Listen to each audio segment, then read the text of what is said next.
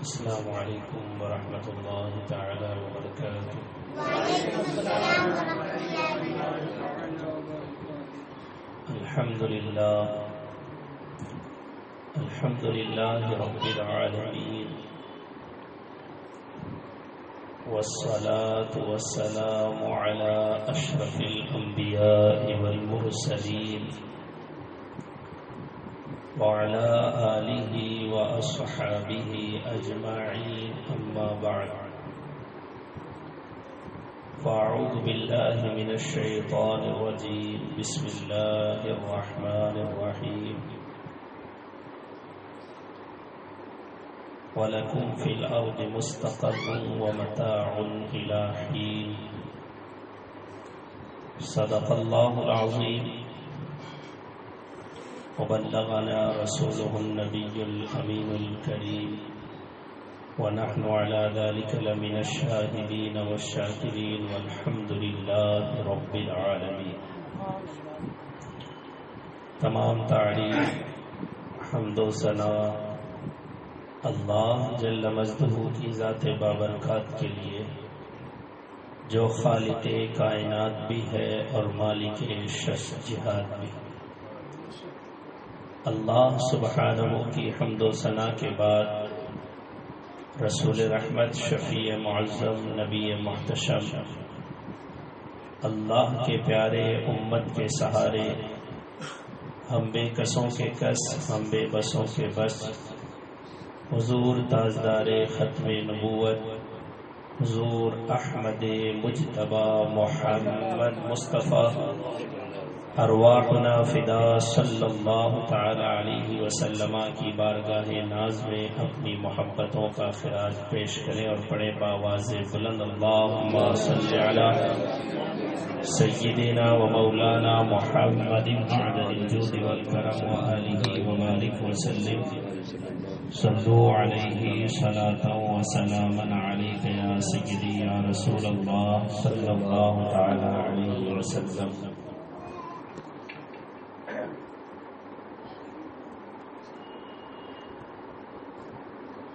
محبوب کی محفل کو محبوب سجاتے ہیں، محبوب کی محفل کو محبوب سجاتے ہیں، آتے ہیں وہی جن کو سرکار بلاتے ہیں۔ سبحان اللہ، سبحان اللہ۔ اس شعر کے اندر اس بات کا خلاصہ کر دیا گیا کہ محبوبین کی محفل سجانے والے بھی محبوب ہوتے ہیں، اور اس محفل میں تشریف لانے بھی محبوب ہوتے ہیں۔ علماء کرام کی موجودگی ہے، خصوصیت کے ساتھ حضرت علامہ و مولانا عارف صاحب قبلہ مصباحی، ان کی نوازش رہتی ہے، محبت ہے، پیار ہے، بہت خیال رکھتے ہیں ہمارا، اور جو ہے حضرت ہی کا یہ صدقہ ہے، سمجھ لیجئے کہ میں تقریر کرنے کے لائق بن کے۔ بہرکیف محسنین کے احسان کو یاد کرنا ہی اصل مسلمانی ہے۔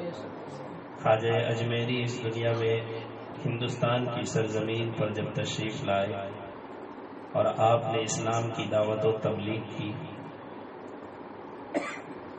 اور اسلام کو ہندوستان کی گلی گلی کے اندر پہنچایا، اور تا صبح قیامت آپ کے نام لیوا، آپ سے محبت کرنے والے اسلام کی دعوت و تبلیغ کرتے رہیں گے، تو یقیناً بہت سارے افراد ہندوستان میں آئے، لیکن جو کام خواجہ اجمیری نے کیا ہے وہ سر فہرست نظر آتا ہے، اور وہ ہمارے محسن ہے۔ اس اعتبار سے تو ہم محسنین کو یاد کرتے ہیں، ان کے لیے محفل سجاتے ہیں، اور ان کی بارگاہ میں خراج عقیدت پیش کرتے ہیں۔ خراج عقیدت پیش کرنے کے کئی طریقے ہوتے ہیں، لیکن بلکہ یوں کہیے کہ خراج عقیدت پیش کرنے کے کئی طریقے آج کل رائج ہو گئے ہیں۔ جن کو خراج عقیدت کا نام دیا جاتا ہے۔ اب ان کا تجزیہ اگر کیا جائے، ان کو اگر دیکھا جائے تو کون سے طریقے درست ہیں اور کون سے طریقے کیا ہے غلط ہیں۔ بہت سارے لوگ کہتے تو ہیں کہ ہم خواجہ اجمیری سے محبت کرتے ہیں اور اپنی عقیدت کا اظہار کرتے ہیں، لیکن اس کے لیے ڈھول ڈھماکے بجاتے ہیں۔ یہ حقیقت کے اندر عقیدت کا اظہار نہیں ہے۔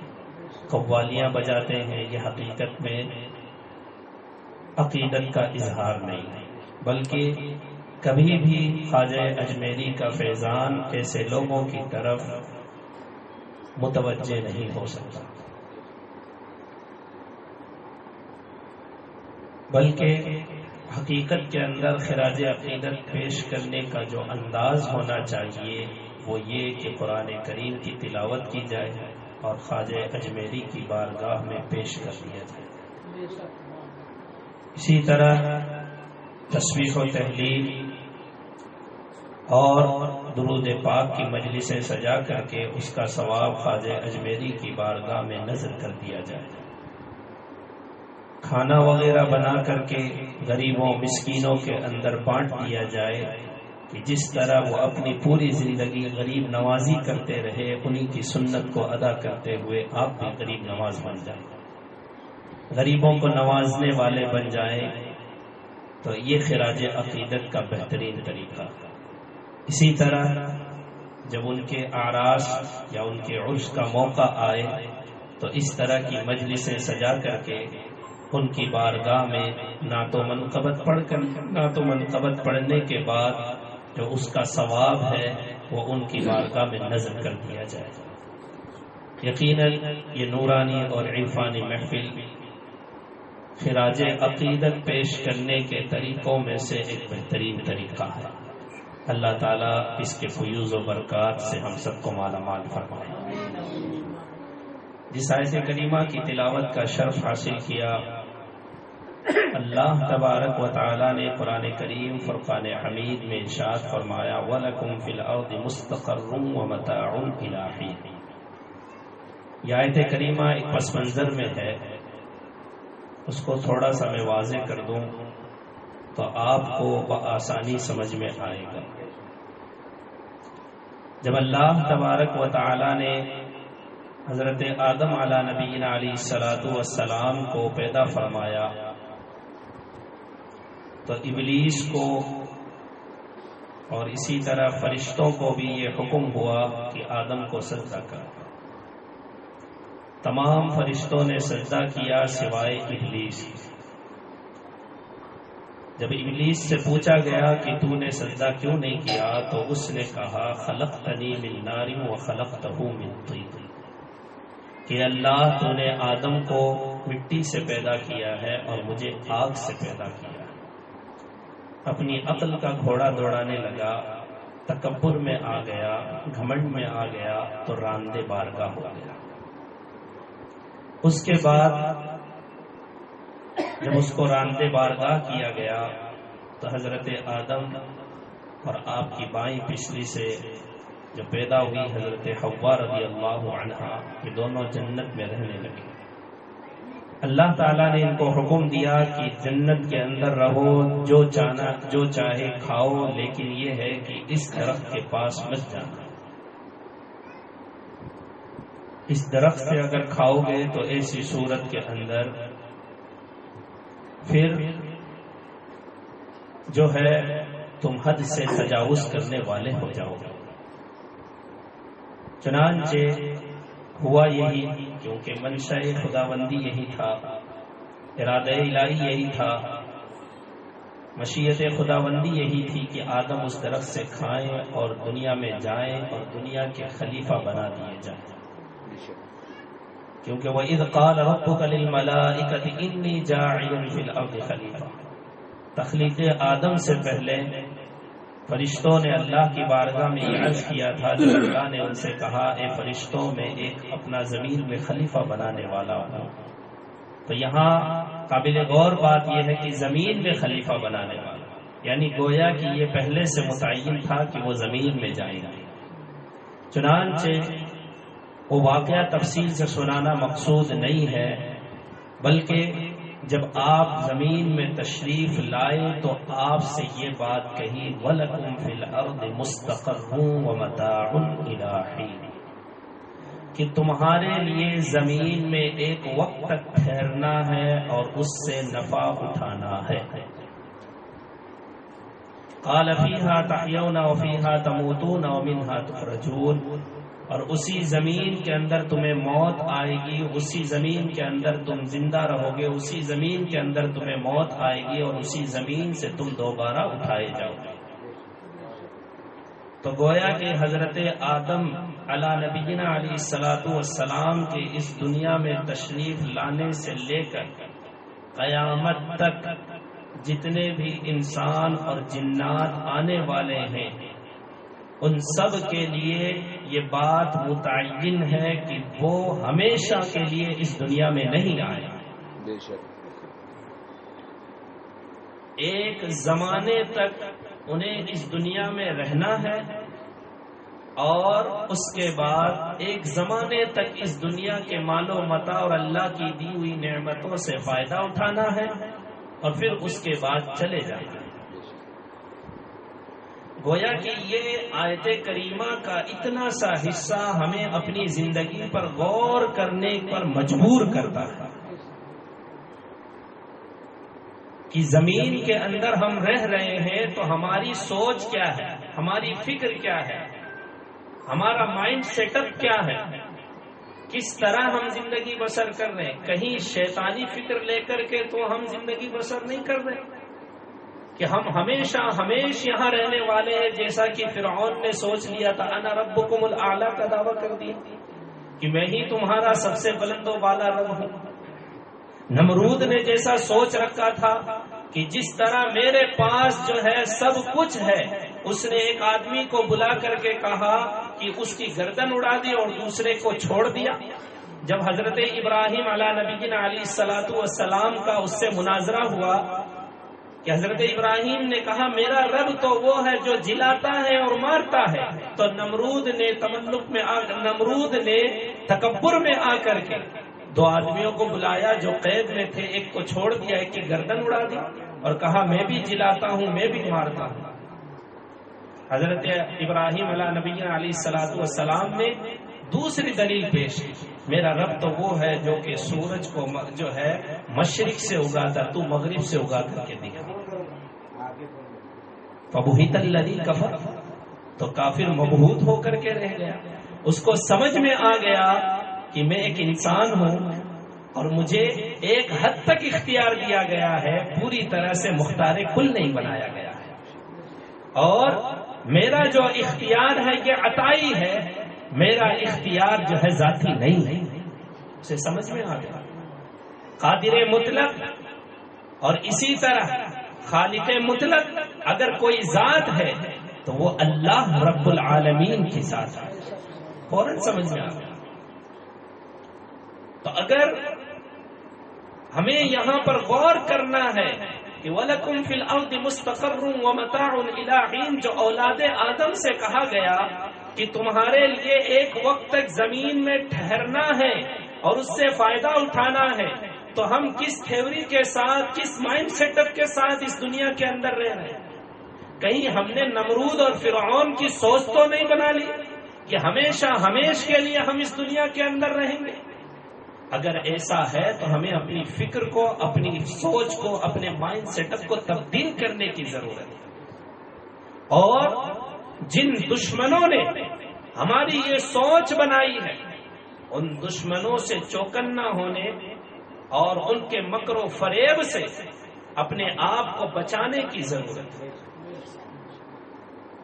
اب آپ کے دماغ کے اندر یہ بات آ رہی ہوگی کہ ہمارے دشمن کون ہیں؟ دشمن ہے کون؟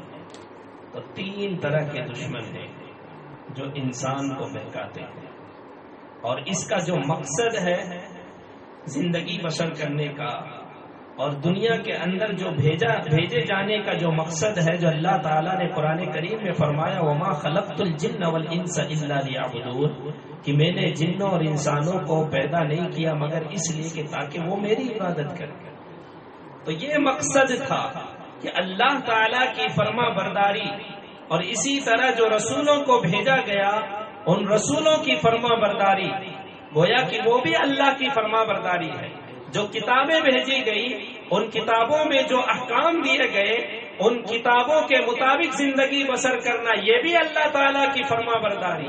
ہر طرح سے کوئی بھی چیز لے لے، کوئی بھی اچھا حکم لے لے جو مذہب اسلام نے ہم کو دیا ہے، کہیں نہ کہیں اس کا لنک، کہیں نہ کہیں اس کا سلسلہ اللہ تبارک و تعالیٰ کی فرما برداری سے جا کر کے کیا ہے جڑتا ہے۔ تو یہ زندگی کا مقصد ہے کہ مثال کے طور پر اگر ہم عقیدہ بھی رکھیں تو وہ عقیدہ رکھیں جو قرآن نے بتایا، وہ عقیدہ ہرگز نہ رکھے جو یہود و نصارہ نے یا کفار اور مشرکین نے، مجوسیوں نے اور دنیا دار لوگوں نے اپنے ذہن سے جن کو جو ہے تخلیق کر لیا، وہ عقیدہ ہرگز نہ رکھے۔ اسی طرح عمل کرے تو وہی عمل کرے جو قرآن اور حدیث میں بتایا گیا، جو اللہ اور اس کے رسول نے فرمایا۔ اسی طرح اگر ہم اخلاق رکھتے ہیں تو اخلاق وہی رکھے جو اخلاق ہم نے قرآن اور حدیث سے سیکھے۔ بہت سارے لوگ سوشل میڈیا پر بیٹھ کر کے ڈیبیٹ کر رہے ہوتے ہیں۔ آج کل کیا ہے، وہ اخلاق کے حوالے سے کہ عورتوں کو جو ہے مردوں کے برابر حق ہونے چاہیے، یہ ہونا چاہیے، وہ ہونا چاہیے، یعنی گویا کہ اخلاق جو قرآن اور حدیث نے ہمیں سکھائے تھے ان کو ان کے خلاف جا کر کے اپنے ذہن کے بنائے ہوئے جو اصول ہیں ان کو بہتر بتانے کی کوشش کرتے ہیں، بہتر بتانے کی۔ یہ ہمارے ہیں دشمن جو قرآن اور حدیث سے ہٹا کر کے ہمیں زندگی بسر کرنے پر مجبور کریں، یہ حقیقت میں ہے ہمارے دشمن۔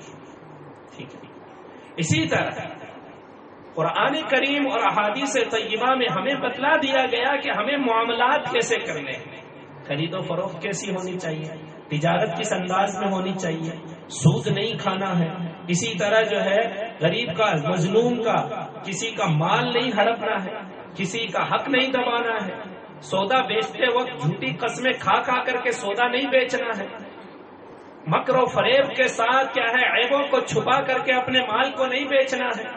یہ ساری چیزیں، یہ پوری جو چیز ہے یہ ساری اسلام کے اندر کیا ہے بتا دی گئی۔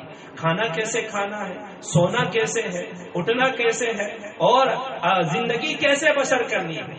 اب اگر اس طریقے سے اگر کوئی ہٹاتا ہے تو وہ ہمارا دشمن ہے۔ ہر وہ شخص اگرچہ وہ سگا بھائی ہو، وہ سگا رشتہ دار ہو، وہ دوست ہو، وہ احباب ہو، اگر وہ ہم کو مجبور کرتے ہیں طریقے مصطفیٰ کو چھوڑنے کے لیے، اللہ کی نافرمانی کرنے کے لیے اگر وہ ہم کو مجبور کرتے ہیں تو ایسے ہی لوگ ہمارے دشمن ہیں۔ اور جو میں نے کہا کہ 3 طرح کے دشمن ہیں، آج کی میری یہ تقریر جو ہے میں کوئی مقررانہ انداز میں بہت ہائی فائی نہیں بولوں گا، ٹھیک ہے نا، لیکن یہ ہے کہ ان کو دماغ کے اندر آپ بیٹھائیں۔ جو پوائنٹ میں دے رہا ہوں اگر ان میں سے آپ کے دماغ کے اندر وہ پوائنٹس بیٹھ گئے تو ایسی صورت کے اندر آپ کو زندگی بسر کرنے کا طریقہ آ جائے گا۔ 3 دشمن کون؟ پہلا دشمن ہے شیطان، اور یہ شیطان کی دشمنی کب سے شروع ہوئی؟ اسی وقت سے جب حضرت آدم علیہ نبینا علیہ الصلوۃ والسلام سے کہا گیا کہ بارگاہ میں سجدہ کرنے کے لیے اسے کہا گیا کہ آدم کو سجدہ کرو، تو اس نے کہا میں نہیں کروں گا۔ اب اسی وجہ سے وہ راندے بارگاہ ہو گیا، تمام نعمتیں، تمام عیش و عشرت کے سامان اس سے چھین لیے گئے اور دائمی لعنت اس کے اوپر بھیج دی گئی، اور شیطان رجیم ہو گیا۔ رجیم جو پڑھتے ہیں نا اس کا مطلب ہوتا ہے دھتکارا ہوا، چل بھاگ یہاں سے، دھتکار دیا گیا۔ تو یہ ظاہر سی بات ہے، تو ابلیس نے یہ کہا تھا کہ اے اللہ مجھے کچھ پاور آئے، مجھے مہلت دے دے اور میں تیرے بندوں کو کیا ہے بہکاؤں گا۔ ثم لآتینہم من بین ایدیہم ومن خلفہم وعن ایمانہم وعن شمائلہم ولا تجد اکثرہم شاکرین۔ یہ ابلیس نے یہ بات کہی تھی، قرآن کریم میں موجود ہے کہ میں ضرور بھی ضرور ان کے آگے سے آ کر کے بھی بہکاؤں گا، پیچھے سے آ کر کے بھی بہکاؤں گا، دائیں سائڈ سے بھی آ کر کے بہکاؤں گا، بائیں سائڈ سے بھی آ کر کے بہکاؤں گا، اور وہ بہکا رہا۔ ہر طرح سے بہکاتا ہے۔ یہاں پر میں ایک واقعہ بیان کروں، حضرت شقیق بلخی رحمۃ اللہ علیہ۔ حضرت شقیق بلخی رحمۃ اللہ علیہ ایک بہت بڑے بزرگ تھے۔ یہ اپنی زندگی کا ایک واقعہ بیان کرتے ہیں۔ وہ کہتے ہیں کہ جب روزانہ میں اٹھتا ہوں تو شیطان مجھے بہکاتا ہے۔ بزرگ آدمی لیکن شیطان مجھے بہکاتا ہے۔ کیا بہکاتا ہے؟ میرے دائیں سامنے سے آ کر کے مجھے بہکاتا ہے۔ کیا بہکاتا ہے؟ جب میں نماز پڑھنے جاتا ہوں تو کہتا ہے نماز پڑھنے کی کیا ضرورت، اللہ تو غفور الرحیم ہے، وہ تو بخش دے گا، تم تو سرکار کی امت ہو، آتے ہے نا، کلمے پر ایمان پر خاتمہ ہو گیا، بخشش ہو جائے گی۔ اور ہم نے نعت خانوں نے بھی نعتیں پڑھ کر کے، اور ہم کو نعتوں سے بھی ایسی محبت ہونی چاہیے، محبت ہونی چاہیے۔ یقین ہے سرکار کی محبت میں جو نعت پڑھی جائے اس سے جو ہے افضل و اعلیٰ عبادت ہے، بہت افضل و اعلیٰ عبادت ہے، ٹھیک ہے، محبت میں نعت پڑھی جائے۔ لیکن یہ ہے کہ اگر نعت پڑھتے اگر ہم اپنے ذہن کے اندر اس طرح کمزور ذہنی کا شکار ہو جائے، احساس کمتری کا شکار ہو جائے کہ بس نعت ہی کافی ہو جائے گا، ہمارا بیڑا پار ہو جائے گا، پیش حق مزدہ شفاعت کا سناتے جائیں گے، آپ روتے جائیں گے، ہم کو ہنساتے جائیں گے، انشاءاللہ ضرور سنائیں گے، لیکن پہلے ہمارے عمل تو ایسے ہونے چاہیے۔ شقیق بلخی رحمت اللہ علیہ یہ کہتے ہیں کہ شیطان آتا ہے سامنے سے مجھے بہکاتا ہے کہ اللہ تو غفور الرحیم ہے، بخشنے والا ہے، مہربان ہے، تجھے نماز پڑھنے کی کیا ضرورت ہے؟ تو میں یہ آیت کریمہ پڑھتا ہوں، انی لغفار لمن تاب وآمن وعمل صالحا ثم اهتدى۔ سبحان اللہ، سبحان اللہ۔ یہ آیت کریمہ پڑھ کر کے اس کے وسوسے کو دور کرتا ہوں۔ اس آیت کریمہ کا ترجمہ کیا کہ اللہ فرماتا ہے کہ بے شک میں بخشنے والا ہوں، وانی لغفار، بے شک میں بخشنے والا ہوں، لیکن کسے؟ لمن تاب، جس نے توبہ کی، وآمن اور ایمان لایا، وعمل صالحا اور نیک کام کیے، ثم اهتدى پھر وہ ہدایت پر قائم رہا یہاں تک کہ اسے موت آ گئی اسی ہدایت، تو میں اس کو بخشنے والا ہوں۔ شیطان نے ادھر سے وسوسہ ڈالا، تجھے نیک کام کرنے کی کیا ضرورت ہے؟ شقیق بلخی کا جواب دینے کی ضرورت ہے، کیونکہ میرے رب نے فرمایا کہ یقیناً میں بخشنے والا ہوں، لیکن اسے بخشنے والا ہوں جو کہ ایمان کی سلامتی کے ساتھ عمل صالح کرتا رہے گا اور اسی پر زندگی بسر کرتا رہے گا اور اسی پر اس کو موت آ جائے گی۔ تو ہمیں سمجھ میں بھی آ گیا کہ پیش حق مزدہ شفاعت کا سناتے جائیں گے، آپ روتے جائیں گے، ہم کو ہنساتے جائیں گے، حضور کی شفاعت بھی ایسے ہی لوگوں کی ہے جن کا ایمان پر خاتمہ ہو، عمل صالح کرتے ہوئے جو ہے جن کا خاتمہ ہو۔ فجر کی نماز ہو رہی ہے، باپ داڑھی سفید ہو گئی، بال سفید ہو گئے، باپ جاتا ہے، لائٹ بھی نہیں جلاتا، پنکھا بھی نہیں بند کرتا، آہستہ آہستہ جاتا ہے، گھر کا ماحول ایسا بنا ہو، کیوں؟ جوان بیٹا سو رہا ہے، کیوں آہستہ آہستہ کیوں جا رہا ہے؟ جوان بیٹے کی نیند میں خلل نہیں ہونا چاہیے، جوان بیٹے کی نیند میں خلل نہیں ہونا چاہیے۔ بیٹا کمانے جائے گا، 9 بجے سیٹ صاحب آرام سے اٹھیں گے، 9 بجے آرام سے اٹھیں گے، اس کے بعد کیا ہے وہ نماز وغیرہ کے بارے میں فکر نہیں، دنیا کمانے کی فکر میں ہم اتنا مستغرق ہو گئے کہ جو شیطان نے کہا تھا کہ میں ان کے آگے سے آ کر کے وسوسہ ڈالوں، تو آگے پہلے ہی وسوسے میں ہم فیل ہو، پہلے ہی وسوسے میں شیطان کی جال میں پھنس گئے۔ شقیق بلخی کو وسوسہ ڈالا آگے سے کیا کہ نماز پڑھنے کی کیا ضرورت ہے، اللہ تو بخشنے والا ہے، وہ تو مہربان ہے۔ شقیق بلخی نے بزرگ تھے، جانتے تھے کہ شیطان کا وسوسہ ہے، فوراً اس کو دفاع کیا۔ تو ہمیں بھی ضرورت ہے کہ اپنے بزرگان دین کے عرس منانے کے ساتھ ساتھ ان کی جو تعلیمات ہیں ان پر بھی عمل پیرا رہے۔ ان کی تعلیمات کیسی ہے؟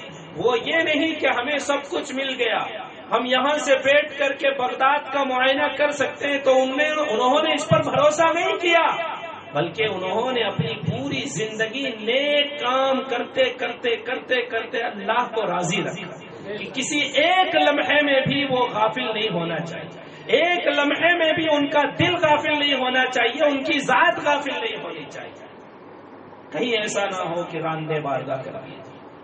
شقیق بلقی کہتے ہیں کہ وہ پیچھے سے آ کر کے مجھے دوسرا وسوسہ، نماز پڑھ کے آ گیا، اس کے بعد رزق کی تلاش میں جو ہے وہ کہتا ہے کہ تجھے رزق تلاش کرنے کی کیا ضرورت ہے، تجھے جو ہے رزق کے لیے کیوں جاتا ہے، تو پھر ایسی صورت کے اندر تو اتنا تھکتا کیوں ہے، تیرا رب تو بہت اس کی بات جو ہے آپ وسوسے کو دور کر دو۔ وما من دابۃ فی الارض الا علی اللہ رزقها، یعنی وہ فجر کی نماز پڑھنے کے بعد وظائف کرتے، چاشت کی نماز پڑھتے تو شیطان آ کر کے وسوسہ ڈالتا کہ کچھ اپنے بچوں کے لیے بھی کر لیں، یقیناً کرنا چاہیے، حلال طریقے سے کرنا چاہیے، ٹھیک ہے، کرنا چاہیے۔ اللہ نے ہمیں اس بات کی اجازت دی، قرآن کریم میں موجود ہے فَإِذَا قُضِيَتِ الصَّلَاةُ فَانتَشِرُوا فِي الْأَرْضِ وَابْتَغُوا مِن فَضْلِ اللَّهِ، کہ جب نماز مکمل کر لو، پہلے نماز مکمل کرو، فَانتَشِرُوا فِي الْأَرْضِ، اور زمین کے اندر پھیل جاؤ، وَابْتَغُوا مِن فَضْلِ اللَّهِ، اور اللہ نے اپنے فضل کو جو تمہارے لیے بکھیر دیا اس کو تلاش کرو، کس کا رزق کہاں ہے اس کو تلاش کرنے کی ذمہ داری بھی دے دی گئی، ہمیں حکم دے دیا گیا۔ اب شقیق بلقی کہتے ہیں پیچھے سے آ کر کے کہتا کہ ہمیشہ عبادت ہی کرتا رہتا ہے، نماز ہی پڑھتا رہتا ہے، تو جو ہے اپنے بچوں کو بھی کچھ فکر کرتے، تو وہ تو اللہ کے ولی تھے، انہوں نے کہا وما من دابۃ فی الارض الا علی اللہ رزقها، روئے زمین پر کوئی رینگنے والا ایسا نہیں ہے، کوئی رینگنے والا نہیں مگر یہ کہ اللہ تبارک و تعالی نے اس کے رزق کا ذمہ اپنے کرم پر لے لیا، اپنے ذمہ کرم پر لے لیا۔ توکل یہ آیت کریمہ ہمیں سکھاتی کہ دنیا کے اندر اتنا مست مت ہو جاؤ کہ تم اللہ تبارک و تعالی کو بھول جاؤ۔ شقیق بلکہ اس کا یہ آیت کریمہ پڑھ کر کے دفاع کرتا، پھر تیسری طرف سے آتا، وہ دائیں طرف سے آ کر کے وہ بہتا تھا، کہتا تو نے نماز بھی پڑھ لی، اللہ کی فرما برداری کے اندر رزق بھی کما لیا، سب کچھ اچھا ہے، تو کتنا اچھا بندہ ہے، کتنا اچھا بندہ ہے، بہت نیک ہے یار، اللہ تجھ سے کتنا راضی ہو، تجھے کیا بہت نیک ہے۔ تو شقیق بلکہ کہتے ہیں یہ آیت کریمہ پڑھ کر کے والعاقبۃ للمتقین، انجام تو پرہیزگاروں کے لیے، میرا انجام کیسا ہوگا مجھے پتا نہیں، میرا رب جانتا ہے، تیرے وسوسے میں آنے والا نہیں، تو جو میری تعریف کرتا ہے یہ جھوٹی تعریف ہے، تو جو مجھے کہتا ہے کہ تو کتنا اچھا بندہ ہے، ہم بھی اپنے خود نفسی کے اندر آ جاتے ہیں، اپنی تعریف کے اندر لگ جاتے ہیں کہ میں تو نمازی بھی ہوں، بہت حاجی بھی ہوں اور پابند شرع بھی ہوں، اب مجھے کوئی کچھ نہیں کہہ سکتا۔ یہ شیطان کا بہکاوا ہوتا ہے حقیقت کے اندر کہ انسان اپنی تعریف میں لگ جائے۔ یہ تیسرا، یہ دائیں طرف سے آ کر کے وسوسہ ڈالتا ہے، دائیں طرف سے جب آ کر کے وسوسہ ڈالتا ہے تو ایسی صورت کے اندر یہ خطرناک حملہ ہوتا ہے اس کا، لیکن بزرگان دین اس حملے سے بھی دور ہوتا ہے۔ وہ کہہ دیتے ہیں کہ ہم نے جو کچھ خرچ کیا، جو کچھ نمازیں پڑھی، جو کچھ احکام شریعت پر عمل کیا وہ اللہ کی رضا کے لیے ہے، اور ہم ایسی بات پر عمل کرتے رہیں گے، اسی طرح کا ہے زندگی بسر کرتے رہیں گے، اللہ تعالیٰ جو ہے ہمارا خاتمہ بھی ایمان پر فرمائے۔ وہ اس طرح شیطان کے دفاع کرتے ہیں اور اس کے وسوسے کو دور کرتے ہیں۔ پھر آتا ہے کہتا ہے کہ یار شقیق بلقی تو نماز بھی پڑھتا ہے، رزق حلال بھی تلاش کرتا ہے، اللہ کا فرما بردار بندہ بھی ہے، پھر اس کے بعد جو کچھ نفس کی جو خواہشیں تیرے دل میں اٹھتی ہیں ان کو پورا کر لیں۔ تو پھر حضرت شقیق بلقی یہ آیت کریمہ پڑھتے وحیل بینہم وبین ما اشتہوا، کہ ان کی اور ان کی خواہشوں کے درمیان آج آڑ کو حائل کر دیا گیا۔ حضرت عبداللہ ابن عمر رضی اللہ تعالیٰ عنہ ایک سفر سے آئے، تھکے مانتے تھے، آپ نے ٹھنڈا پانی مانگا، خواہش ہوئی دل کے اندر سے، نفس نے مانگا کہ ٹھنڈا پانی پیے، ٹھنڈا پانی آپ کو پیش کیا گیا، جیسے ہی ٹھنڈا پانی آپ کے ہاتھ میں آیا آپ رونے لگے۔ پوچھا آپ کیوں رو رہے ہو، آپ کے رونے کی وجہ کیا ہے؟ آپ نے کہا کہ جب کل قیامت کے دن مجرمین اپنی پیاس کی وجہ سے رب کی بارگاہ میں جب شکایت کریں گے، رب کی بارگاہ میں جب عریضہ کریں گے کہ ہمیں پیاس لگی، تو انہیں ٹھنڈا پانی دکھا کر کے ان کے درمیان آڑ ڈال دی جائے گی. وحیل بینہم وبین ما یشتہون، کہ ان کے اور ان کی نفسانی خواہشات کے درمیان آڑ آ جائے گی، آگ آ جائے گی. حضرت عبداللہ ابن عمر اس بات کو سوچ کر کے رونے لگے کہ کہیں میرے ساتھ ایسا نہ ہو. تو ادھر سے شیطان نے بہکایا اپنی نفس کی خواہشات کچھ پوری کر لے، تو ایسی صورت کے اندر حضرت شقیق بلکہ قرآن کی آیت کریمہ پڑھ کر کے جو ہے اس کا دفاع کیا.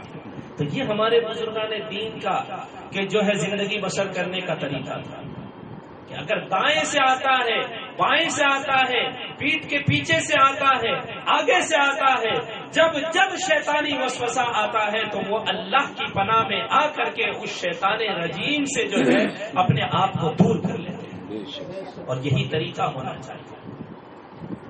3 دشمن ہیں.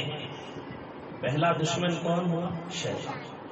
شیطان کے تعلق سے قرآن کریم میں بھی آیا، اللہ تبارک و تعالیٰ نے بار بار یہ آیت کریمہ ہمیں یاد دلائی، ان الشیطان للانسان عدو مبین، کہ بے شک شیطان انسان کا کھلا ہوا دشمن، اور وہ اپنی دشمنی جو ہے ہر حال میں نبھاتا رہتا ہے. لیکن کامیاب بندہ وہی ہے جو اس کی چالوں سے بچتا رہے، اس کے وسوسوں سے بچتا رہے، اور اپنے آپ کو اللہ کی پناہ میں جو ہے دیتا رہے کہ میں اللہ کی پناہ میں آتا ہوں، میں اللہ کی پناہ میں آتا ہوں. جب بھی وسوسہ آئے، نماز کے حوالے سے وسوسہ آتا ہے، کیا کرے گا؟ نماز گرم بستر ہے، سردی کا ماحول ہے، ٹھنڈے پانی سے وضو کرنا پڑے گا، ابھی جانا پڑے گا، اتنی دور جانا پڑے گا، چلو گھر میں ہی پڑھ لیتے ہیں. کھڑے بھی ہو گئے تو اٹھ بھی گئے تو گھر میں ہی پڑھ لیتے ہیں. ایسے وسوسوں سے دور رہنے کی ضرورت، اور اس کا بہترین طریقہ یہ ہے کہ اعوذ باللہ من الشیطان الرجیم. امام غزالی اس تعلق سے فرماتے ہیں کہ شیطان ہمارا دشمن تو ہے، اس سے بچنے کے طریقے کیا ہیں؟ چونکہ یہ ہے چھپا ہوا دشمن، ہمیں دکھتا نہیں، لیکن دشمنی برابر نبھاتا رہتا ہے، برابر نبھاتا رہتا ہے. تو امام غزالی نے یہاں پر ایک بہت ہی اہم بات فرمائی ہے کہ شیطان ہمیں دکھتا نہیں اور وہ ہمیں بہکاتا ہے، ہماری گھات میں لگا ہوا ہے، ہماری دشمنی میں لگا ہوا ہے. تو ہم اس کے وسوسوں سے، اس کے حملوں سے اور اس کے خرافات سے بچنے کے لیے ہمارے لیے لازم اور ضروری ہے کہ ہم اس کی پناہ میں آ جائیں جس ذات کو وہ نہیں دیکھ پاتا لیکن وہ ذات اس کو دیکھ رہی ہے. سمجھے اس بات؟ امام غزالی نے کتنی باریک بات کی کہ بھائی ہمارا دشمن ہے، لیکن ایسا دشمن ہے کہ ہم اس کو دیکھ نہیں پا رہے، تو اس ذات کی پناہ میں اپنے آپ کو دے دیں جو ذات اس کو دیکھ رہی ہے لیکن وہ اس کو نہیں دیکھ پا رہا. یعنی اعوذ باللہ من الشیطان الرجیم پڑھ کر کے اپنے آپ کو اللہ کی پناہ میں دے دیں، کیونکہ اللہ شیطان کو دیکھ رہا ہے، وہ کیا مکر کرتا ہے، وہ کیا فریب کرتا ہے بندے کے ساتھ، ان ساری چیزوں سے وہ واقف ہے. تو ہم اس کا مقابلہ نہیں کر سکتے کیونکہ ہم اس کو دیکھ نہیں پاتے. اس لیے اللہ کی جو ہے پناہ کے اندر اپنے آپ کو دے دیں تاکہ اللہ تعالیٰ اس کے تمام حملوں سے، اس کے تمام وسوسوں سے ہم سب کو محفوظ و معمول فرمائے. شیطان کھلا ہوا دشمن، اس کی دشمنی سے اپنے آپ کو چوکنا رکھنا ضروری ہے. دوسرا دشمن ہے نفس، یہ بھی چھپا ہوا، یہ بھی دکھتا نہیں. دوسرا دشمن کون ہے؟ نفس.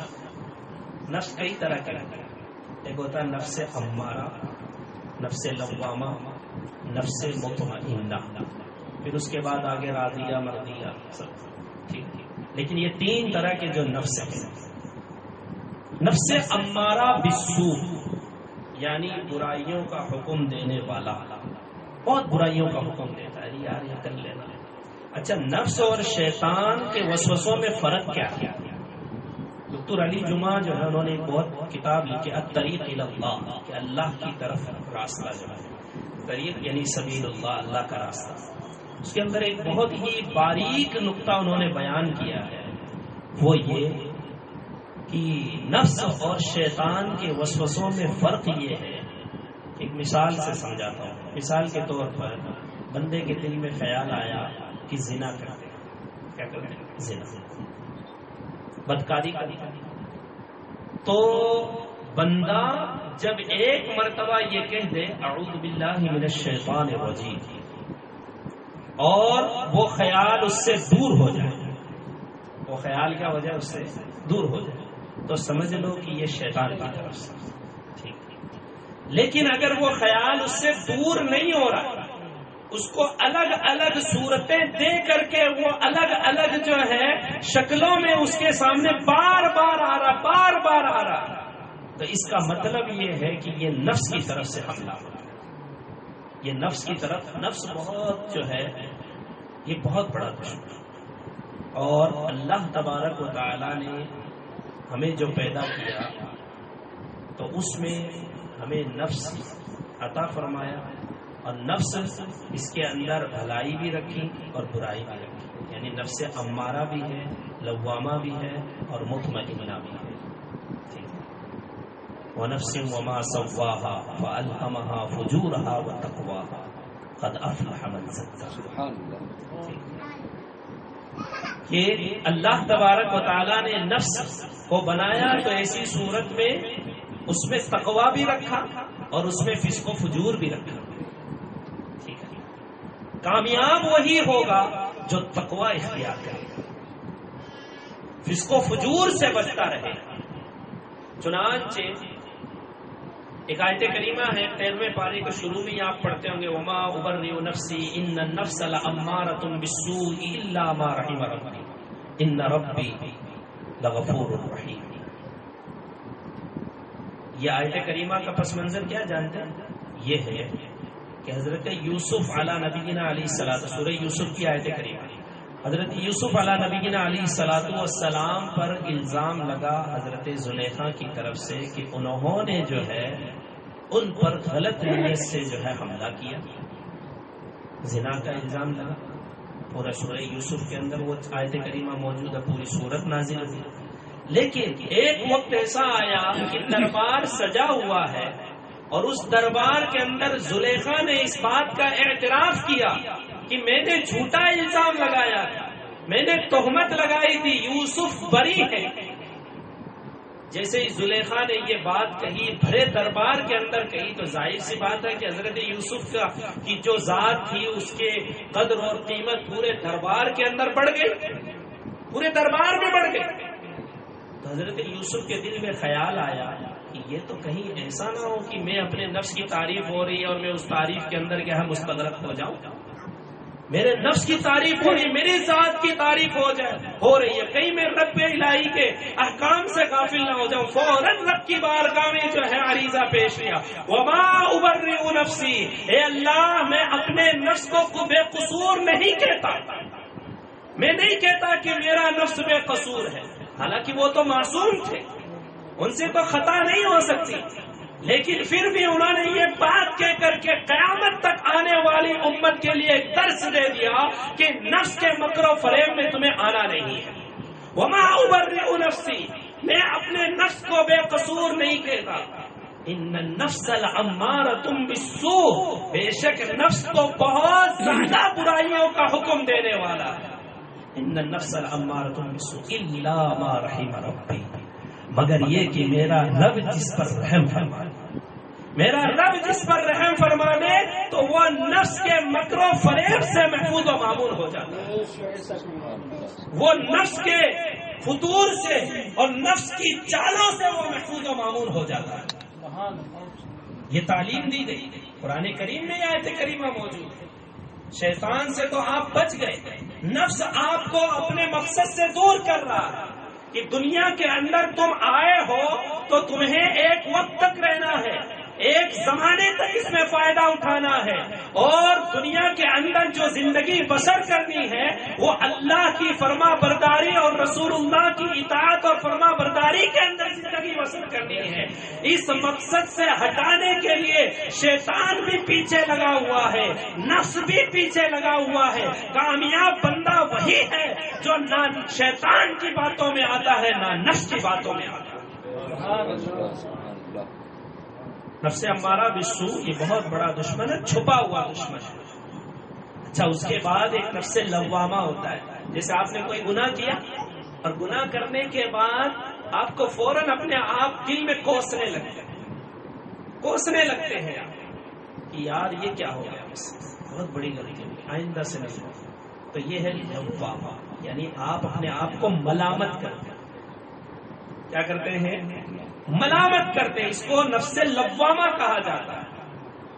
اور ایک بندہ ایسا ہے کہ وہ شیطان کے مکر و فریب سے دور رہا، نفس کے مکر و فریب سے دور رہا، اور اللہ اور اس کے رسول نے جو فرامین دیے ہیں ان فرامین پر اس کا دل مضبوط رہا اور اسی پر قائم رہا، اسی پر دائم رہا اور اسی کے مطابق زندگی بسر کرتا رہا، تو گویا کہ وہ نفس مطمئنہ کا مالک ہو جاتا ہے.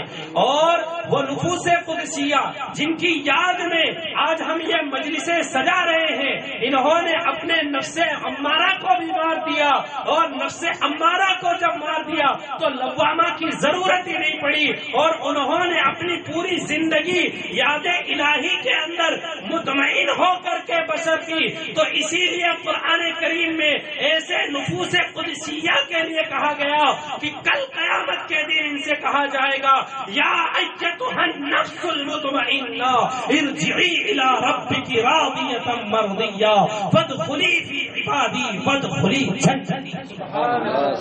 کہ اے نفس مطمئنہ کے مالک انسان، اپنے رب کی طرف لوٹ آ.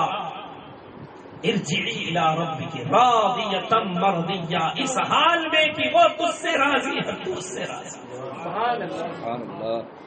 فادخلی فی عبادی وادخلی جنتی، اور میرے بندوں میں داخل ہو جا اور میرے جنت کے اندر تیرا ویلکم ہے، تیرے لیے جو ہے تو میری جنت کے اندر کیا ہے داخل ہو جا. تو یہ نفوس قدسیہ کون ہے؟ خواجہ اجمیری، اولیاء کاملین، بزرگان دین، اقطاب جہاں، اغواس جہاں، جن کی آج تعلیمات کو ہم یاد کرتے ہیں اور اس کے بعد ان کی دعوت و تبلیغ کرتے ہیں، ان پر عمل پیرا ہونے کی کوشش کرتے ہیں.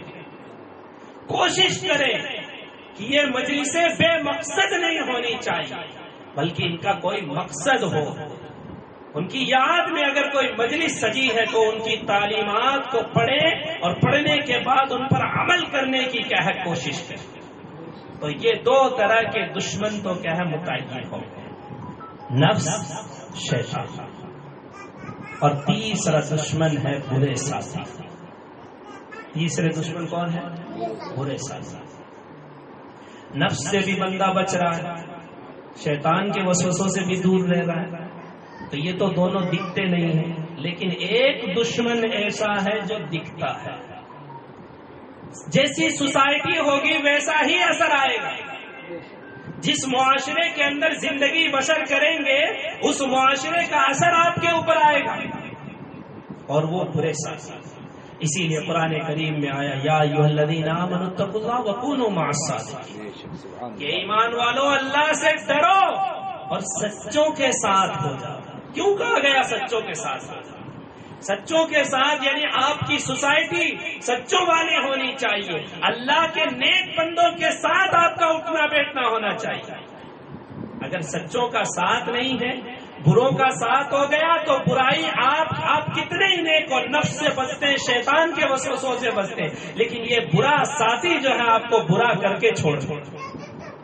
کم سے کم اتنا نہیں، لیکن اتنا تو ہوگا کہ صحبت میں بیٹھنے کی وجہ سے آپ کتنے ہی نیک ہیں، فجر کے نمازی ہیں، عشاء کے نمازی ہیں، نماز پنجگانہ با جماعت ادا کرتے ہیں، شیطانی وسوسوں سے دور رہتے ہیں، سارے لوگوں کے حقوق کو بھی ادا کرتے ہیں، گھر والوں میں بچے کے حق کا خیال رکھتے ہیں، دوست و احباب کا، رشتہ داروں کا. آپ نے اپنی بہنوں کی جائیداد بھی کھا نہیں رکھی ہے، بھائیوں کی جائیداد بھی کھا نہیں رکھی ہے، والدین کی فرما برداری کے اندر بھی زندگی بسر کر رہے ہیں، سب کچھ کر رہے ہیں، لیکن بروں کے ساتھ آپ کا اٹھنا بیٹھنا ہے تو لوگ کیا کہیں گے؟ ارے یہ تو شرابیوں کے ساتھ بیٹھنا. میں نے دیکھا یار اس کی سوسائٹی جو ہے بروں کے ساتھ. نہیں بھائی وہ بہت نیک آدمی، کیسے مان لیں ہم نیک ہیں؟ تہمت سے بچ نہیں پائے. لہذا ہمیں قرآن کریم میں یہ پیغام دے دیا گیا، یا ایھا الذین آمنوا اتقوا اللہ وکونوا مع الصادقین، سچوں کے ساتھ ہو جائے، کیونکہ سچوں کی جو دوستی ہے یہ کل قیامت کے دن بھی کام آنے والی ہے۔ قرآن کریم میں ایک جگہ ارشاد ہوا، الاخلاء یومئذ بعضهم لبعض عدو الا المتقین، کہ کل قیامت کے دن جو نفسی نفسی کا عالم ہوگا، یوم یفر المرء من اخیہ، کہ اس دن بھائی بھائی سے بھاگ رہا ہوگا، ماں بیٹوں سے بھاگ رہی ہوگی، شوہر بیوی سے بھاگ رہا ہوگا، دوست دوست کا نہ رہے گا، سب کو اپنی اپنی جان کی فکر ہوگی۔ لِكُلِّ امْرِئٍ مِّنْهُمْ يَوْمَئِذٍ شَأْنٌ يُغْنِيهِ، ہر شخص کے لیے اس دن ایک الگ ہی کیا ہے شان ہوگی، ہر ایک کے لیے الگ ہی جو ہے ایک حالت ہوگی، جس حالت کی وجہ سے وہ پریشان ہوگا۔ لیکن ایسی نفسی نفسی کے عالم کے وقت اگر کوئی کام آئے گا تو وہ پرہیزگاروں کی دوستی کام آئے گا۔ سبحان اللہ سبحان اللہ۔ قرآن کریم نے کیا فرمایا، الاخلاء یومئذ بعضهم لبعض عدو الا المتقین، گہرے دوست، الاخلاء کا معنی ہوتا ہے خلیل، گہرے دوست بننے والے۔ گہرے دوست جو ہے اس دن ایک دوسرے کے دشمن ہو جائیں گے، الا المتقین، سوائے پرہیزگاروں، سوائے پرہیزگاروں کے۔ تو پرہیزگاروں سے دوستی کریں، لہذا ہم نے 3 دشمن کے تعلق سے آپ کو بتا دیا، شیطان، نفس، اور تیسرا دشمن ہے برے ساتھی۔ تو شیطان اور نفس کے وسوسوں سے بچنے کے لیے ہمیشہ اپنے آپ کو تیار رکھیں، کیونکہ جس گھر کی چوکی داری کی جاتی ہے وہاں چور نہیں آتے، لیکن جیسے ہی غفلت ہوگی چوروں کا فوراً کیا ہو جائے گا۔ اسی لیے سیدی اعلیٰ حضرت نے کہا، سونا جنگل رات اندھیری چھائی بدلی کالی، سونے والے جاگتے رہیو چوروں کی رکھوالی۔ ہر طرف سے چور ہے، ایک طرف سے شیطان ہے، دوسری طرف سے کیا ہے، نفس ہے، اور اسی طرح چور برے ساتھی۔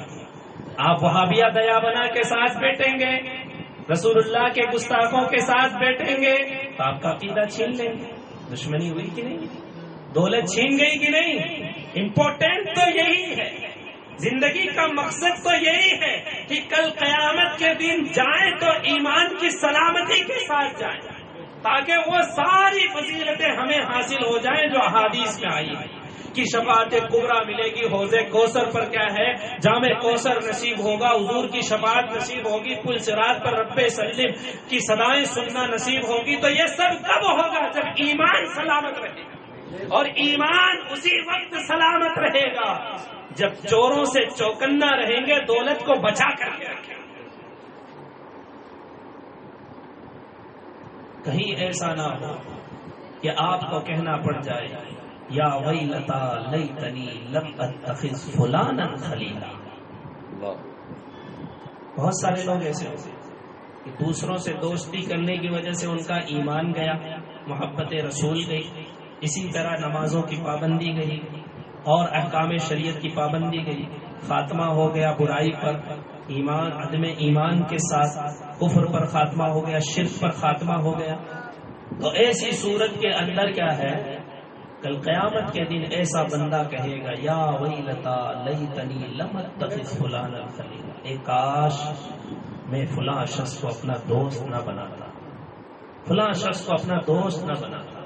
تو ایسی صورت کے اندر آج میری یہ حالت نہ ہوتی، آج مجھے بخش دیا جاتا، آج حضور کی شفاعت نصیب ہوتی، پل صراط پر رب سلم کی صدائیں سننا نصیب ہوتی، حوض کوثر پر جام کوثر پینا نصیب ہوتا، لیکن آج سب سے محروم کر دیا گیا ہوں، اس لیے کہ فلاں شخص کو میں نے دوست بنایا، فلاں شخص کو میں نے دوست سمجھ لیا تھا۔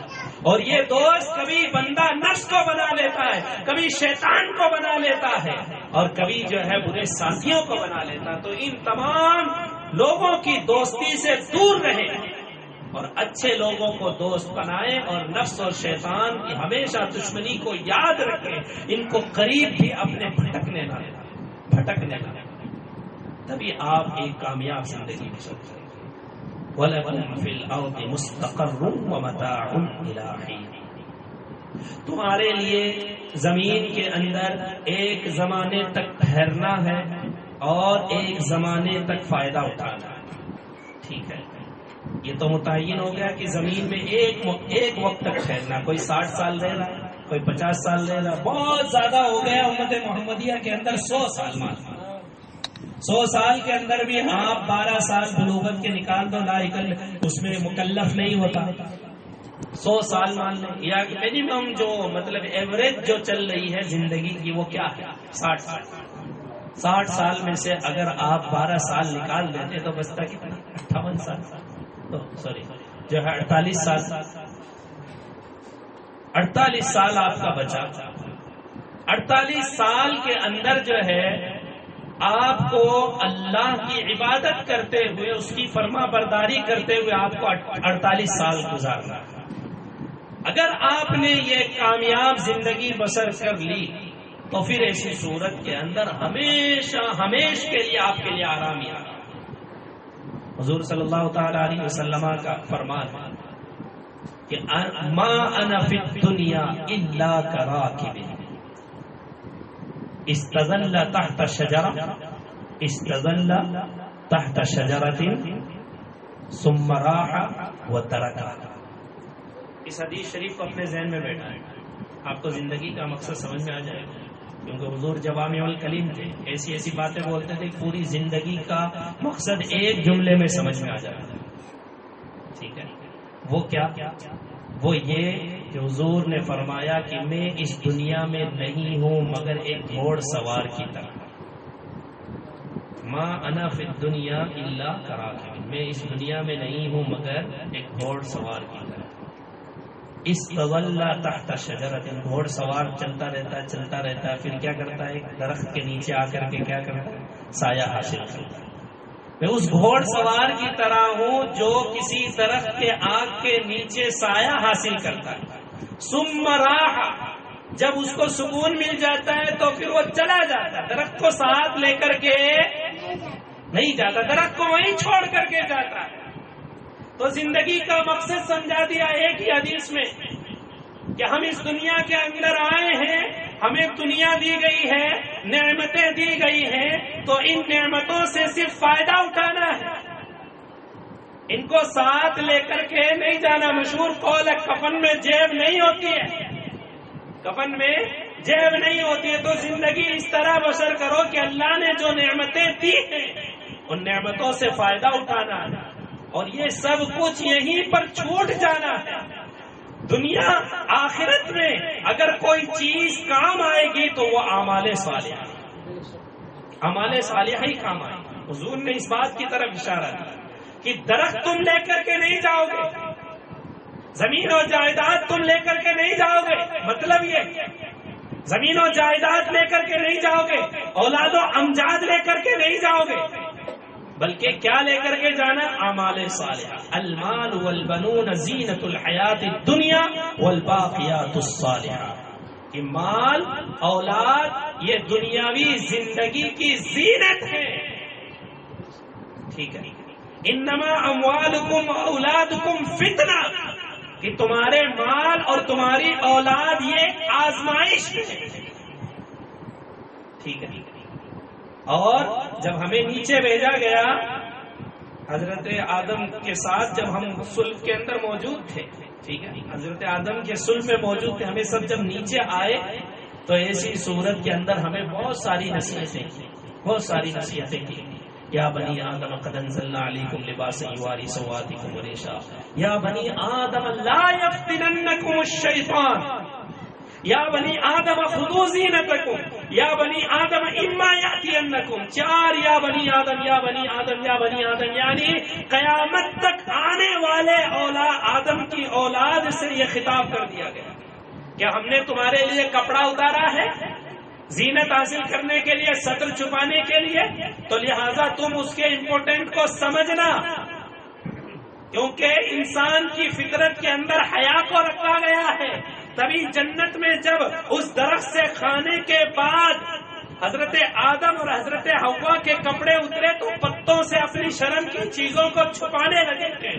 کیونکہ طبیعت کے اندر شرم کو رکھا گیا تھا، لیکن آج کل کچھ لوگ سوشل میڈیا پر بیٹھ کر کے یہ درس دینے کی کوشش کر رہے ہیں کہ عورت مرد کے برابر ہے، عورت بھی کھلے عام گھوم سکتی ہے، وہ اگر شارٹ کپڑے پہنتی ہے تو اس میں کوئی حرج نہیں ہے۔ حرج ہے کیونکہ وہ اولاد آدم سے ہے، اور اولاد آدم کی فطرت میں یہ ہے کہ وہ اپنی شرم کی چیزوں کو چھپائے۔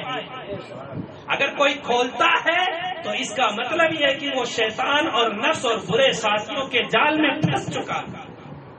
اور پھر اسی میں فرمایا قد انزلنا علیکم لباسا یواری سوآتکم وریشا ولباس التقوی ذلک خیر۔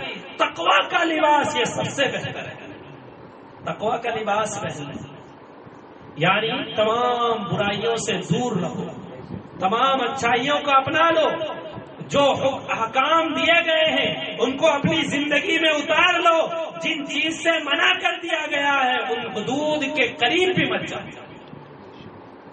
اس طرح زندگی بسر کرنے کا نام کیا ہے؟ کامیاب زندگی۔ اسی میں فرمایا گیا انما اموالکم کے بعد جو میں نے پڑھی یا بنی آدم لا یفتننکم الشیطان، اے بنی آدم شیطان سے ہمیشہ چوکن نہ رہنا، کہیں یہ تمہیں فتنے میں نہ ڈالے۔ اور فتنہ کیا چیز ہے؟ کہا انما اموالکم، یہ تمہارے جو مال دیے گئے یہ فتنہ ہے، تمہیں جو اولاد دی گئی ہے وہ فتنہ ہے۔ فتنہ مطلب یہ نہیں کہ وہ فتنہ مطلب یہ ہے کہ آزمائش ہے اللہ کی طرف سے، یہ سب آزمائش ہے۔ کچھ لوگ مال کی دھن کے اندر اتنا مصروف ہو جاتے ہیں، سوچتے ہیں کہ ہمیں نماز پڑھنے کی کیا ضرورت ہے، ہمیں جو ہے یہ کام کرنے کی کیا ضرورت ہے۔ اللہ نے ہمیں دنیا کے اندر اتنا مال دے دیا ہے تو پھر آخرت کے اندر بھی ہمیں خوب مال ملے گا، یہاں عزتیں ملی، کوئی گارنٹی نہیں ہے۔ بلال حبشی کے پاس کچھ نہیں تھا لیکن آج تک انہیں دنیا یاد کرتی ہے۔ وجہ کیا؟ ایمان مضبوط تھا، شریعت میں مضبوط تھے، محبت رسول میں مضبوط تھے، تقوی ان کا مضبوط تھا، پرہیزگاری میں وہ مضبوط تھے، اس لیے تا قیامت ان کا چرچا ہوتا رہے گا۔ بزرگان دین کا چرچا اسی وجہ سے ہوتا ہے، اس وجہ سے نہیں۔ کوئی آپ کو یہ مجلس سجا کر کے یہ نہیں کہے گا کہ فلاں بزرگ کے پاس اتنے محل تھے، اتنی اولاد تھی، اتنے جو ہے مال تھے، کوئی نہیں چرچا کرے۔ کس بات کا چرچا کرتا ہے؟ اللہ کے اتنے فرما بردار تھے، اتنے روزے رکھتے تھے، اتنی نمازیں پڑھتے تھے، یہ کام کیا کرتے تھے، یہ نیک کام کیا کرتے، اس چیز کو یاد کیا جاتا ہے۔ تو تقوی، یہ تقوی کی باتیں ان کو ہمیشہ یاد کیا جائے۔ تو لہذا لا یفتننکم الشیطان، شیطان تم کو ہرگز کیا ہے فتنے میں نہ ڈالے۔ جوانی کی زندگی جو آتی ہے، 12 سال عدم بلوغ کے گزرے، 12 سال کے بعد جو ہے آخری عمر تو 50 کے بعد، یہ 45 کے بعد بڑھاپے کی عمر ہوتی ہے، گھٹنوں میں درد ہوتا ہے، ہاتھ درد کر رہا ہے، یہ کر رہا ہے، نماز پڑھنے نہیں جا رہا ہے۔ خواہش تو بہت ہوتی ہے کہ نماز پڑھنا چاہیے لیکن ہمت ہی نہیں ہو رہی ہے، اٹھنے کی ہمت نہیں ہے۔ بہت سارے لوگوں کا حال ہی ہو جاتا ہے، گولی کھا کھا کر کے زندگی بسر ہو جاتی ہے، 16 17 گولیاں کھاتے ہیں۔ بیچ کی زندگی جو بچی ہے 40 تک مان لو، 40 تک بندہ ہٹا کٹا رہتا، تو 12 سے 40 جو یہ زندگی ہے، یہ کیسی زندگی ہے؟ یہ جوانی کی زندگی ہے۔ اور اس زندگی کے امپورٹنٹ کو سمجھ کر کے اللہ اور اس کے رسول کی فرما برداری کے اندر اگر یہ زندگی بسر کر دی جائے تو کل قیامت کے دن عرش کا سایہ نصیب ہوگا۔ کیونکہ قرآن حدیث شریف میں آتا ہے کہ شاب ینشأ فی عبادت اللہ، کہ ایسا نوجوان کہ 7 لوگوں کا ذکر کیا حضور نے کہ انہیں کل قیامت کے دن جو ہے عرش کا سایہ نصیب ہوگا، جس دن عرش کے سائے کے علاوہ کوئی سایہ نہیں ہوگا۔ ان میں سے ایک شخص جس کو گنایا گیا وہ یہ ہے کہ ایسا نوجوان جو اللہ کی عبادت کرتے ہوئے نوجوانی اس کی پروان چڑھتی ہے، یعنی 12 سال کا ہوا، بلوغ میں آیا، فوراً ہوش سنبھال لیے، نماز کا پابند ہو گیا، شریعت مطہرہ کا پابند ہو گیا۔ اسی زندگی کے اندر یہ 12 کے بعد شیطان بہکانا شروع کر دیتا ہے، غلط کام، غلط ساتھی اور نفس بھی بہکانا شروع کر دیتا ہے، یہ کام کرنا چاہیے، یہ کام کرنا چاہیے۔ ابھی تو کالج کی لائف ہے، ہے نا. ابھی تو انجوائے کرتے ہیں, ہر پارٹی کو انجوائے کرتے ہیں. کالج کی لائف میں یہ عام چیز ہے حضرت. کہتے ہیں نا بہت سارے لوگ کہتے ہیں, عام سی بات ہے. ڈانس ہو رہا ہے, بے حیائی ہو رہی ہے, لڑکیاں ناچ رہی ہیں, بچے دیکھ رہے ہیں, نوجوان. اگر اس سے پوچھا جائے حضرت یہ عام سی بات ہے, کالج کی بات ہے. اب اگر ہم یہاں بہت زیادہ متقی پرہیزگار بنیں گے تو ہمیں جو ہے لوگ حقارت کی نظر سے دیکھیں. اصل مسئلہ یہی ہے کہ برے ساتھیوں نے برائیوں کو اچھا کر کے دکھا دیا اور ہم ان کی دشمنی کو سمجھ ہی نہیں پائے. لہذا ہر وہ شخص, ہر وہ چیز, ہر وہ ذات جو ہمیں شریعت مطہرہ سے دور کرے وہ ہمارا دشمن ہے. اسی لیے میں نے شروع میں کہا تھا, چاہے وہ ہمارا سگا بھائی ہو, سگے والد ہو, سگے رشتہ دار ہو, قریبی ہو, کوئی بھی ہو, اگر ہمیں اللہ کے فرامین پر عمل کرنے سے وہ روکتا ہے تو ایسی صورت کے اندر وہ ہمارا دشمن ہے. اور ہمیں اس کی دشمنی کو سمجھتے ہوئے اس کو اپنی ذات سے, جس طرح ہم شیطان کو بھگاتے ہیں, نفس کو بھگاتے ہیں, برے ساتھیوں کو یا تو ان کی اصلاح کی کوشش کریں. اگر اصلاح نہیں ہو پاتی ہے تو ایسی صورت کے اندر ان سے دوری اختیار کریں. یہ نہ کہیں کہ یہ تو آج کل ٹرینڈ چل رہا ہے. ٹرینڈ کوئی بھی چل رہا, گناہوں کا ٹرینڈ چلنے لگے گا تو تم بھی اس میں لگو گے. ٹرینڈ کے چکر میں رات نہ رہو میرے بھائی. ٹرینڈ کے چکر کے اندر جو یہ مطلب یہ فیشن چل رہا ہے. ٹرینڈ کا آج کل یہ فیشن چل رہا ہے. ٹھیک ہے, ہاں فیشن ہے کہ یہاں تک جو ہے شارٹ پہنے جائیں لڑکیوں کے, لڑکوں کے اندر بھی یہاں سے پھٹی ہوئی پینٹ پہنی جائے. ٹرینڈ چل رہا ہے. ٹھیک ہے, تو یہ ساری چیزیں حالانکہ لباس تقویٰ کے لیے کہا گیا. ان ساری چیزوں کو سمجھنا, باریکیوں کو سمجھنا بہت ضروری ہے.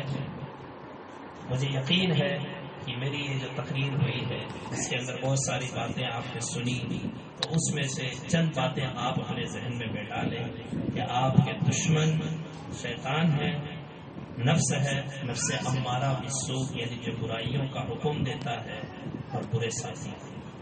اور اپنے ان دشمنوں سے چوکنا رہیں. انشاءاللہ تبارک و تعالی آپ اپنی جو زندگی بسر کریں گے یقیناً وہ اللہ اور اس کے رسول کے فرامین پر عمل کرتے ہوئے ایک کامیاب زندگی بسر کرنے کی سعادتیں حاصل کریں گے. دعا ہے کہ رب قدیر بیان میں جو کچھ غلطیاں ہوئی ہیں ان کو اپنے فضل و کرم سے معاف فرمائے, اور جو کچھ بیان کیا ہے اس پر مجھے اور آپ سب کو عمل کرنے کی توفیق عطا فرمائے. استغفر اللہ ربی من کل ذنب واتوب الیہ. السلام علیکم.